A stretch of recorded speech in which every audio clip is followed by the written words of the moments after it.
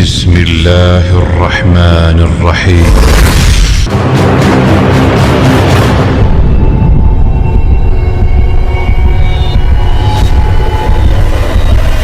نماز میں ہاتھ چھوڑنے کے حوالے سے مرزا صاحب کا ایک کلپ آیا ہے جس میں انہوں نے 5 بنیادی باتیں کی ہیں۔ پہلی بات یہ کی ہے کہ عبداللہ ابن زبیر رضی اللہ تعالیٰ عنہ ہاتھ چھوڑ کر نماز پڑھتے تھے۔ عبداللہ ابن زبیر سے المصنف ابن ابی شیبہ میں 3950 نمبر حدیث ہے کہ وہ ہاتھ چھوڑ کے نماز پڑھتے تھے۔ مرزا صاحب کا ہم سے جو اختلاف ہے وہ ہے کہ رکوع سے پہلے ہاتھ باندھنے ہیں کہ نہیں۔ بعد میں تو مرزا صاحب بھی چھوڑتے ہیں، ہم بھی چھوڑتے ہیں۔ تو مرزا صاحب کو ہم چیلنج کرتے ہیں کہ عبداللہ ابن زبیر رضی اللہ عنہ کی کوئی ایک صحیح حدیث جس میں رکوع سے پہلے ہاتھ چھوڑنے کی بات ہو۔ مصنف ابن ابی شیبہ میں صرف ہاتھ چھوڑنے کی بات ہے، رکوع سے پہلے کی بات نہیں ہے۔ تو صرف ہاتھ چھوڑنا تو وہ تو تم بھی چھوڑتے ہو، ہم بھی چھوڑتے ہیں۔ کوئی ایک حدیث جس میں یہ بات ہو کہ رکوع سے پہلے ہاتھ چھوڑنے پیش کریں۔ دوسری بات مرزا صاحب نے کہا ہے کہ محدثین نے نتیجہ نکالا ہے باب باندھ کر، اس سے امام ابن ابی شیبہ نے رزلٹ بھی نکالا ہے اوپر باب۔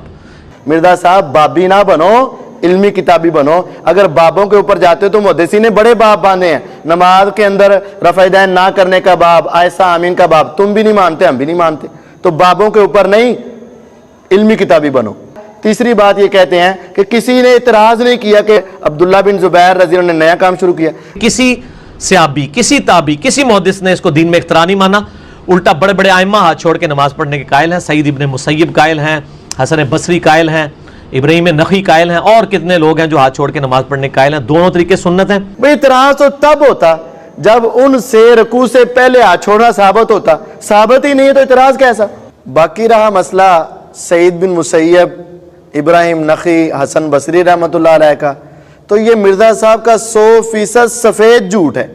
کسی صحیح حدیث میں ان تینوں بزرگوں اور کسی بزرگ سے رکوع سے پہلے ہاتھ چھوڑ کر نماز پڑھنا ثابت نہیں۔ چوتھی بات کہتے ہیں عبداللہ ابن زبیر رضی اللہ عنہ نے نماز چونکہ ابو بکر سے سیکھی ہے اور ابو بکر رضی اللہ عنہ نے نماز اللہ کے نبی سے، تو ظاہر ہے وہ بھی چھوڑتے ہوں گے۔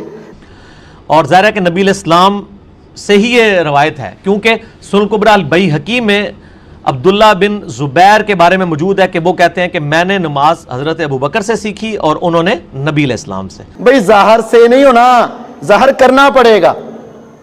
مرزا صاحب پہلا جھوٹ یہ ہے کہ عبداللہ بن زبیر رضی اللہ عنہ نے نماز کا ذکر نہیں کیا، صرف رفع دین کا ذکر کیا ہے۔ بیہقی کی روایت میں صرف رفع دین کا ذکر ہے، نماز کا ذکر نہیں۔ دوسرا ہم چیلنج کرتے ہیں، جاؤ کسی صرف ایک صحیح حدیث سے ثابت کرو عبداللہ بن زبیر رضی اللہ عنہ نے کہا ہو اللہ کے نبی صلی اللہ علیہ وسلم رکوع سے پہلے ہاتھ چھوڑتے تھے، ابو بکر رضی اللہ تعالیٰ نے کہا ہو رکوع سے پہلے ہاتھ چھوڑتے تھے، یا انہوں نے ایسا کر کے دکھایا ہو، ایسا نہیں ہے۔ اور بیہقی کا ایک راوی ہے ایوب سختیانی رحمۃ اللہ علیہ، انہوں نے کہا ہے کہ جو شخص صحابہ کی تعریف کرتا ہے نا وہ بندہ نفاق سے بری ہے، اور جو کسی ایک صحابی کے نقص بیان کرتا ہے نا وہ سنت کا مخالف ہے، سلف صالحین کا مخالف ہے اور بدعتی آدمی ہے، اور مجھے ڈر ہے کہ اس کی کوئی نیکی آسمان کی طرف نہیں چڑھتی۔ مرزا صاحب اے بھی گل یاد رکھو۔ اور پانچویں بات مرزا صاحب کہتے ہیں بنو امیہ نے اللہ کے نبی صلی اللہ علیہ وسلم کی ایک سنت کو پکڑا تھا اور عبداللہ بن زبیر رضی اللہ عنہ دوسری سنت پر عمل کرتے تھے، تو چونکہ عبداللہ بن زبیر ان کی مخالفت میں دوسری سنت پر عمل کرتے تھے۔ آل امیہ صرف ایک سنت پہ عمل کرواتے تھے، وہ آل امیہ کے مخالف تھے، وہ دونوں سنتوں پہ اور اس پہ زیادہ عمل کرتے تھے۔ ہمارا مرزا صاحب کو چیلنج ہے، اور ہم نے پہلے بھی چیلنج کیا تھا جہاں مرزا صاحب نے 11 صحابہ پر ایک نبی پر بہتان باندھا، ہم نے کہا مرزا صاحب نے جھوٹ بولا ہے، حدیث کا معنی بدلا ہے، اور ہمارا وہ چیلنج ہزاروں لوگ دیکھ چکے ہیں، ابھی تک مرزا صاحب نے جواب نہیں دیا اور نہ رجوع کیا کہ میں نے جھوٹ بولا ہے۔ اب پھر ہم چیلنج کرتے ہیں کسی ایک صحیح حدیث سے مرزا صاحب یہ ثابت کریں کہ نبی صلی اللہ علیہ وسلم سے رکوع سے پہلے ہاتھ چھوڑنا ثابت ہے، تبھی تو وہ سنت بنے گی نا۔ پھر یہ ثابت کریں کہ بنو امیہ، آل امیہ اس سنت سے منع کرتے تھے، پھر یہ ثابت کریں کہ عبداللہ بن زبیر رضی اللہ عنہ ان کی مخالفت میں اس سنت پر عمل کرتے تھے۔ یہ 3 باتیں ثابت کرنا مرزا صاحب کی قیامت تک اور مرزا صاحب کی موت تک ان کو چیلنج ہے، یہ ثابت کریں، لیکن کبھی ثابت نہیں کر سکیں گے تو پھر ہم مرزا صاحب کو دعوت فکر دیتے ہیں، مرزا صاحب تسی مرنا بھی ہے، تسی مرنا ہے، مر کے قبر چ جانا ہے۔